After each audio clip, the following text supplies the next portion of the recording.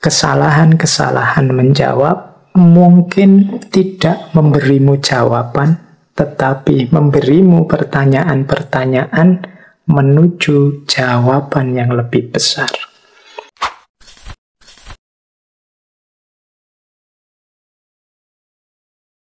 Bagian terakhir ngaji kita malam hari ini sebenarnya masih banyak teori-teori tentang cara bertanya yang baik. Teman-teman silahkan nanti membaca buku-buku, biasanya buku yang tentang berpikir yang kritis. Di situ ada cara bertanya, teknik bertanya. Apalagi teman-teman psikologi misalnya, nanti kan ada pertanyaan atau ujian itu untuk level kognitif, afektif, psikomotorik. Nanti ada jenis pertanyaan untuk level pengetahuan, nanti ada pertanyaan analitis, pertanyaan sintetis, dan macam-macam. Silahkan yang ingin mendalami teorinya. Gambaran umumnya saya jelaskan tadi di depan. Nah, kita lanjutkan ini sesi-sesi terakhir kita malam hari ini. Saya ingin masuk ke ranah adab bertanya. Adab itu etiket, cara kita bertanya yang baik. Karena kadang-kadang ya bertanya itu penting, tapi ketika disampaikan dengan tidak baik, hasilnya juga tidak positif. Pertanyaan yang disampaikan dengan tidak baik itu kadang hasilnya konflik. Orang merasa diuji, orang merasa direndahkan, orang merasa tidak dianggap, dan lain sebagainya. Maka kita perlu juga belajar adab bertanya. Nah, yang pertama, ini pelan-pelan ya. Bertanyalah secara sederhana dan mudah dipahami. Jangan bertanya dengan kalimat-kalimat panjang atau menggunakan kata-kata asing yang sukar dipahami orang. Ini menurut saya penting ya. Kadang-kadang kita itu sambil bertanya, sambil ingin memamerkan betapa kita itu punya wawasan yang luas, betapa kita itu punya pandangan yang lebih bagus daripada orang yang kita tanya.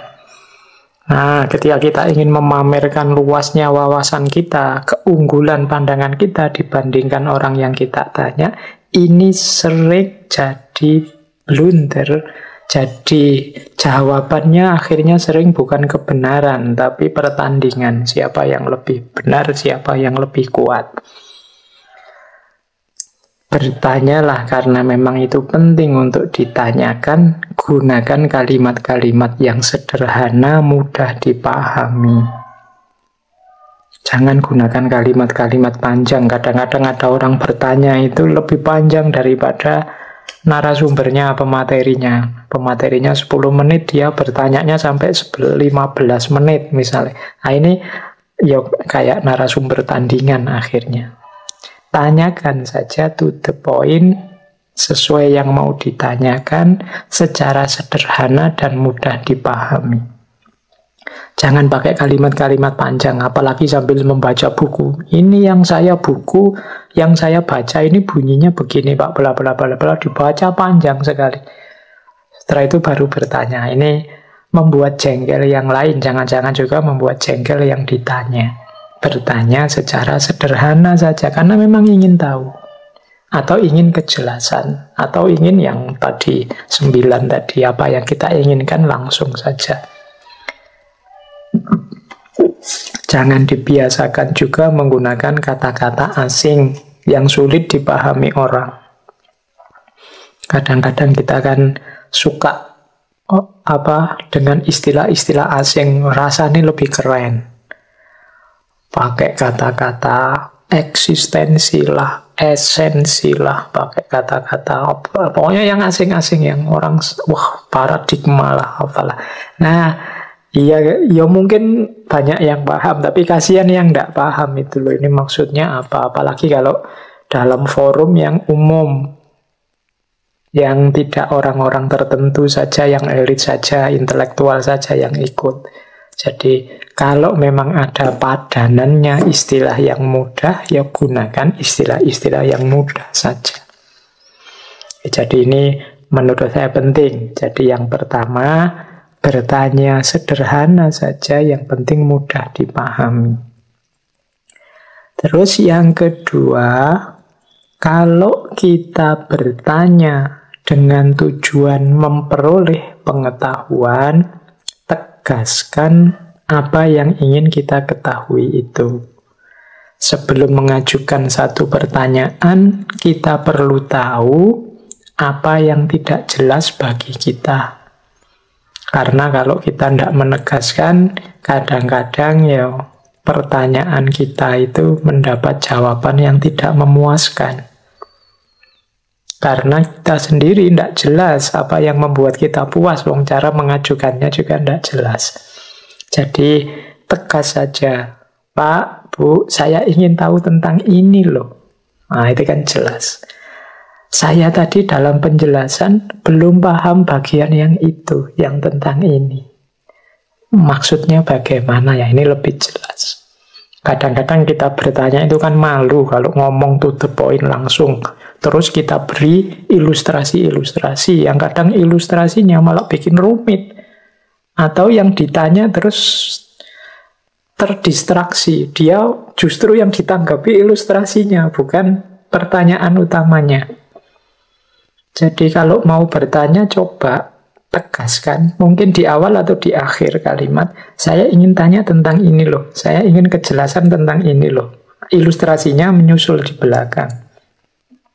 Jadi biar yang ditanya itu paham. Karena kadang-kadang kita memberi ilustrasi terlalu panjang lebar, yang ditanya teralihkan perhatiannya pada ilustrasi kita. Akhirnya yang ditanggapi ilustrasi kita, bukan pertanyaan kita. Jadi yang pertama dan kedua, adabnya bertanya itu ya sederhana, mudah dipahami, to the point, dan tegaskan apa yang kita tanyakan, apa yang kita inginkan. Oke, ini kalau pertanyaan untuk mendapatkan informasi. Terus ada kalanya, yang nomor 3 ini, adabnya bertanya. Kalau kita bertanya bukan karena ingin tahu, tapi untuk memancing orang biar paham, biar tahu. Misalnya guru kepada muridnya, pemimpin diskusi untuk mengarahkan diskusi. Nah, ada baiknya kita tidak langsung bertanya tentang inti permasalahannya, tapi diberi tambahan-tambahan informasi. Siapa tahu orang yang kita arahkan, ya orang yang kita tanya, belum ngerti informasi dasarnya. Tadi kan untuk bertanya itu harus ngerti informasi dasarnya. Nah, kadang-kadang kita kepada murid atau pemimpin diskusi itu harus menunjukkan informasi-informasi dasar ini. Baru kemudian kita ajukan pertanyaan. Karena ya kalau orang tidak ngerti informasi dasarnya, tidak akan bisa menjawab pertanyaan level interpretif atau level kritis atau level kreatif. Jadi akhirnya ya kita beritahu dulu. Misalnya begini, ini di slide saya contohkan tentang lumpur lapindo. Bagaimana pendapatmu tentang lumpur lapindo? Loh, ini pertanyaan ini kalau yang sudah ngerti lumpur lapindo, ya dia langsung nyerocos saja jawab. Tapi orang yang tidak tahu tentang kasusnya lumpur lapindo, dia tolak-toleh. Hubungannya apa lumpur lapindo? Apa itu lumpur lapindo? Wong tentang lumpur saja kok dibahas. Nah, maka sebelum bertanya, boleh kita kasih informasi dasar awalnya. Misalnya begini, sebagaimana kita tahu, beberapa tahun yang lalu terjadi luapan lumpur yang tidak bisa dihentikan di daerah Sidoarjo, Jawa Timur, yang berasal dari bekas pengeboran perusahaan yang bernama Lapindo. Bagaimana pendapatmu tentang hal ini? Loh, kalau itu kan jelas. Jadi orang ngerti informasi dasarnya. Ini untuk kita ya, yang kadang-kadang bertanya untuk menguji kapasitas itu butuh informasi dasar. Pada murid kita, pada peserta diskusi dan lain-lain. Karena tidak semua orang ngerti. Nah, ini adab kedua. Karena pertanyaan yang kita ajukan itu kan biasanya sesuai asumsi yang ada di kepala kita, yang itu tidak semua orang tahu. Sesuai informasi yang ada di kepala kita, yang itu tidak semua orang tahu. Oke, terus yang keempat, jangan sampai kita bertanya hanya untuk membuktikan bahwa kita benar dan orang lain salah. Hal ini hanya akan menunjukkan bahwa kita sebenarnya tidak berpikiran terbuka, ingin menang sendiri, atau ingin dilihat pintar oleh orang lain. Kita harus bertanya hanya karena kita tertarik untuk membahas sesuatu atau karena kita tidak tahu tentang sesuatu. Kadang-kadang kan memang ada orang-orang yang seperti ini. Dia bertanya hanya untuk menonjolkan dirinya. Hanya untuk membuktikan bahwa aku lebih pintar, aku lebih benar, aku lebih jago, wawasanku lebih luas daripada wawasannya orang itu. Nah, jangan lupa kalau kita punya gaya seperti ini, justru orang akan melihat kita arogan. Orang akan melihat kitalah yang berpikiran sempit. Kita kelihatan seperti orang yang ingin menang sendiri, ingin benar sendiri, ingin kelihatan paling pintar. Jadi teman-teman, ayolah kita biasakan bertanya itu karena tidak tahu, atau paling tidak karena ada yang ingin kita bahas lebih dalam dengan bersama orang yang kita beri pertanyaan, bukan karena ingin nguji atau ingin pamer bahwa kita lebih pintar dari dia. Karena audien itu kemungkinan justru menangkap kita seperti tadi. Orang ini hanya ingin pamer wawasannya, orang ini hanya ingin kelihatan lebih pintar. Mungkin orang ini ingin bilang bahwa narasumbernya itu yang kayak aku saja, tidak kayak dia. Itu audien bisa menangkapnya begitu. Makanya kita juga harus hati-hati. Niatnya ingin menjatuhkan orang, bisa jadi malah kita sendiri yang jatuh. Karena kita tidak hati-hati. Baik, jadi itu yang keempat. Ini warning untuk kita ya. Kalau memang ingin bertanya karena memang kita tidak tahu atau ingin membahas lebih dalam. Karena mungkin yang orang ini lebih ahlinya, siapa tahu bertukar pikiran bersama melahirkan wawasan-wawasan baru yang luar biasa. Terus adabnya bertanya juga, susunlah pertanyaan sesuai dengan ide-ide, asumsi-asumsi yang menjadi bahasan. Jangan bertanya di luar kajian yang sedang dibahas atau di luar asumsi-asumsi yang sedang dikaji. Ketika orang bicara sosiologi, pertanyaan-pertanyaan kita dalam konteks sosiologi. Kalau orang sedang membahas pertanian, pertanyaan-pertanyaan kita relevan dengan dunia pertanian. Karena kita tidak boleh egois. Pokoknya saya ingin tanya ini, peduli amat ini temanya tentang apa. Ini biasanya kasihan yang lain. Dalam sebuah forum diskusi itu kan tidak semua orang cocok dengan ide atau isu yang ingin kita angkat yang berbeda dengan tema umum diskusi. Kadang-kadang ada yang bertanya misalnya, mohon maaf ya Pak, ini tidak sesuai dengan konteks kajian kita hari ini. Nah itu kalau memang sudah ngerti tidak sesuai, kalau tidak sangat urgent, sangat penting, mending nanti saja setelah diskusi baru ditanyakan. Karena di forum diskusi yang banyak pesertanya, di forum publik, itu kan kasihan yang lain. Kalau kita hanya membunyikan kepentingan kita yang tidak pasti, tidak selalu selaras dengan kepentingannya orang banyak yang sedang ikut diskusi. Maka usahakan yang tampil di forum ya sesuai temanya, sesuai dengan konteks bahasan yang sedang dilakukan.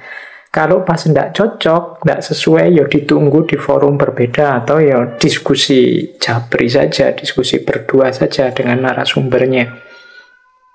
Ya kecuali diskusinya adalah diskusi yang privat, berdua saja, atau diskusi untuk forum khusus yang bebas, mau ngomong apa saja boleh, ya monggo.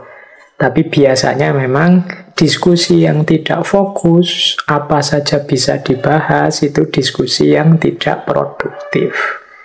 Hasilnya tidak maksimal.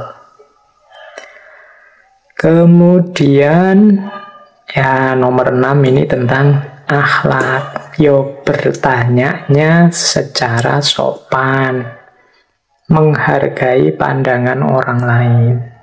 Jadi kita bertanya itu kan untuk mencari informasi, untuk mendalami pengetahuan. Oleh karena itu ya harus kita hargai orang yang kita beri pertanyaan. Kalau bertanya yang sopan. Bahkan seandainya responnya tidak seperti yang kita inginkan. Misalnya jawabannya kok tidak nyambung, ya bertanya lagi saja tanpa harus merendahkan, tetap dengan cara yang sopan. Bahkan mungkin seandainya, meskipun ini tidak terpuji, misalnya yang ditanya itu gayanya nyelekit, menyakitkan hati. Misalnya ditanya baik-baik, jawabannya misalnya, dasar engkau orang bodoh, dasar engkau tidak pernah dengarkan kajian, tidak pernah baca buku. Ini kan jawabannya nyelekit. Harusnya ya tidak boleh seperti itu. Tapi ya kita jangan membalas dengan hal yang sama. Dia membuat kita nyelekit, terus kita balasnya juga membuat dia nyelekit juga, membuat dia sakit juga. Tidak. Ya kalau gitu kita sama-sama jeleknya dengan beliau. Jadi yang baik saja yang kita keluarkan karena kita orang baik. Yang sopan yang kita tampilkan karena kita orang sopan. Kita hargai apapun situasi dan kondisinya beliau. Jadi tidak kemudian kalau dia ngomong jelek kita balas jelek. Dasar engkau bodoh. Nanti dikasih silahkan ada respon balik, terus kita bilang bapak juga lebih bodoh dari saya. Masa bodoh wae, gegeran nanti akhirnya. Jadi ya sudah. Kadang-kadang ketika responnya tidak memuaskan atau jawabannya nyelekit, ada saatnya kita ya sudah, berarti beliau mungkin tidak berkenan dengan pertanyaan saya, atau mungkin beliau belum siap untuk menjawab. Ya sudah, dihentikan saja, tidak usah dilanjutkan. Nah, itu menurut saya sikap yang bijaksana. Jadi jangan sampai forum keilmuan yang mulia berubah jadi forum saling menjelekkan, saling menjatuhkan. Harusnya rahmat Allah yang datang, akhirnya malah laknat. Isinya konflik dan permusuhan saja. Nah, ini masalah menurut saya. Jadi kalau memang ada indikasi, wah ini diskusinya tidak produktif lagi, tidak rasional lagi, sudah emosional, dihentikan saja. Apalagi yang teman-teman mungkin jadi moderator atau yang ngatur diskusi atau MC-nya boleh. Kalau arahnya diskusi sudah tidak sehat, wah ini sudah emosional. Kalimat-kalimat tidak patut sudah keluar, kebun binatangnya muncul semua, ya sudah dihentikan saja pembahasan diskusinya, ganti tema atau diskusinya diakhiri. Itu menurut saya lebih kondusif daripada mutu tinggi sih diskusinya, tapi dijalankan dengan tidak saling menghargai, dengan tidak sopan, dengan kalimat-kalimat yang merusak, ya depending saja. Kapan-kapan diskusi lagi kalau emosinya sudah turun. Nah ini adab juga dalam bertanya. Kalau dalam Islam kan ada prinsip al-akhlaq wal adab qoblal ilm. Atau ada yang bilang fauqal ilm. Jadi mendahulukan akhlak sama adab sebagai jalan untuk memperoleh ilmu. Terus adab yang juga harus diperhatikan selanjutnya adalah gunakan kalimat atau rangkaian kata-kata yang konotasinya positif sesuai ruang, waktu, dan situasinya. Perhatikan dalam wilayah tertentu atau konteks tertentu, biasanya kata-kata tertentu punya nilai rasa tertentu. Ini kalimatnya banyak tertentunya ya. Jadi maksudnya begini loh, ada kata-kata, banyak kata yang mengandung emosi di baliknya atau mengandung nilai rasa tertentu. Misalnya, kita kasih contoh nilai rasa itu. Yang populer belakangan, misalnya kata-kata anjing. Loh, rasanya beda ya ketika saya ngomong anjing. Padahal definisinya itu ya binatang yang kakinya 4 dan lain sebagainya. Nah, cuma dalam konteks tertentu kata-kata anjing ini adalah kata-kata yang kasar, kata makian. Ada nilai rasa yang berbeda, maka kita harus hati-hati. Jadi menggunakan kata bodoh misalnya. Dasar kamu anak bodoh. Loh, itu kalau ruang dan waktunya, situasinya tidak pas. Kata-kata bodoh ini sangat menyakitkan rasanya. Tapi mungkin di ruang dan waktu yang pas, ketika orang ngomong bodoh, itu yang lain ketawa semua, termasuk aku tidak tersinggung. Aku tertawa karena ngerti waktu dan situasinya. Maka hati-hati. Yang memang kalau ingin aman, hindari kata-kata yang punya nilai rasa negatif. Jadi, kan memang istilahnya itu, Pak. Istilah yang jelek, ya kita sebut saja dengan jelek. Ya, kalau ruang dan waktunya pas, situasinya memungkinkan, engkau menyebut kata-kata itu, tidak akan ada orang tersinggung, tidak ada orang tersakiti. Tapi kalau meleset ruang dan waktunya, kata-kata itu akan jadi sangat menyakitkan. Jadi ya paling tidak hati-hati. Banyak kata-kata itu yang ambigu, kadang bisa bermakna positif, kadang bermakna negatif. Ya, jadi ini tolong diperhatikan ketika mau bertanya. Jangan sampai nanti hasilnya tawuran karena orang tersinggung dengan kata-katamu. Dan yang terakhir tentunya perhatikan situasi psikologi, situasi ideologis, sosial, budaya, politik saat sebuah pertanyaan akan diajukan. Ya, psikologis itu misalnya, ya kalau ini sudah 3 jam lebih ini kita seminar diskusi, ada pertanyaan penting yang harus saya ajukan, tapi kok ya kasihan ya forumnya mungkin sudah capek. Kapan-kapan lah kalau ada forum lagi saya tanyakan, tidak usah sekarang. Nah, ini namanya peduli dengan situasi. Ini saya ada pertanyaan penting sekali, tapi kalau saya ajukan, kemungkinan ini orangnya tidak berkenan karena ideologinya berbeda. Saya tahu beliau ini alirannya ini. Nanti kalau saya tanyakan ini, apalagi secara publik bisa tersinggung. Mungkin ya kalau memang penting harus saya tanyakan, nantilah di ranah privat, tidak di ranah publik seperti ini. Nah, ini namanya bijaksana, ngerti situasi. Wah, ini situasinya sedang rame, sedang sensitif. Tema-tema semacam ini kalau diangkat hanya nambah masalah saja, seperti menyiram minyak ke atas api, tambah terbakar. Tidak ada manfaatnya sama sekali selain tambah rusuh. Kalau gitu aku tidak usah tanya, nggak usah tak ungkap yang ini. Kapan-kapan saja kalau waktunya pas. Nah, ini juga salah satu adabnya bertanya. Jadi ini menuntut dengan sangat kebijaksanaan kita. Oke, teman-teman ya.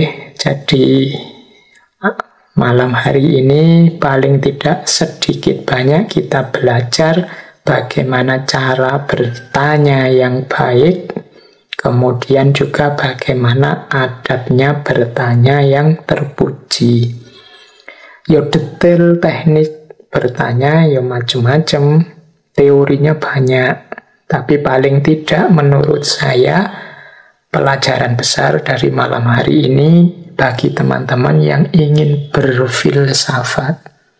Berfilsafat itu berarti tidak sekedar menghafalkan teori-teorinya para filosof, para tokoh, tidak sekedar mengutip quotes-nya para ulama, tapi juga kita bisa memproduksi gagasan-gagasan yang mulia, yang terpuji, yang original. Ya kita pertama-tama memang harus siap bertanya, harus bersemangat untuk mempertanyakan, sehingga nanti lahir gagasan-gagasan baru yang original. Ya tentunya yang nanti akan kita jalani, akan kita jalankan dengan cara-cara yang baik dan tepat. Oke, saya kira itu ya teman-teman untuk malam hari ini. Semoga tidak terlalu berat. Ini materinya murni materi kampus ini sebenarnya. Yang kuliah logika atau kuliah tentang berpikir kritis, materi tentang pertanyaan ini pasti ada. Nanti mungkin di ranah psikologi ada lagi metode-metode bertanya yang sesuai dengan psikologinya manusia. Kemudian nanti kalau teman-teman ada tes-tes IQ, tes TPA, itu kan jenis-jenis pertanyaan juga. Itu biasanya dikaji di kampus-kampus. Tapi paling tidak malam hari ini kita punya semangat bertanya, karena dasarnya orang berfilsafat itu ya awalnya dari keingintahuan. Nah, keingintahuan itu penerjemahannya adalah bertanya.